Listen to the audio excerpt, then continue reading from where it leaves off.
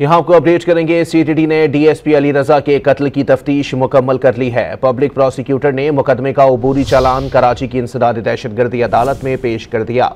आपको बताएं कि सीटीडी ने डीएसपी अली रजा के कत्ल की तफ्तीश मुकम्मल कर ली है। पब्लिक प्रोसिक्यूटर ने मुकदमे का अबूरी चालान कराची की इंसदादी दहशतगर्दी अदालत में पेश कर दिया है, जबकि सोशल मीडिया पर कलअदम तंजीम ने कत्ल की जिम्मेदारी कबूल की है। डीएसपी अली रजा ने कलअदम तंजीमों के खिलाफ कार्रवाइयाँ की थीं।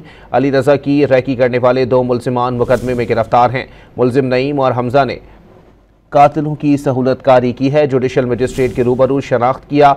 अक्टूबर 2024 में डीएसपी अली रजा के कातिल मुकाबले में मारे जा चुके हैं। आपको बताएं कि सीटीडी ने डीएसपी अली रजा के कत्ल की तफ्तीश मुकम्मल कर ली है। पब्लिक प्रोसिक्यूटर ने मुकदमे का अबूरी चालान कराची की इंसदादी दहशतगर्दी अदालत में पेश कर दिया है।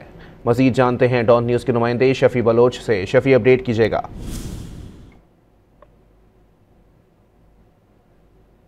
जी शफी।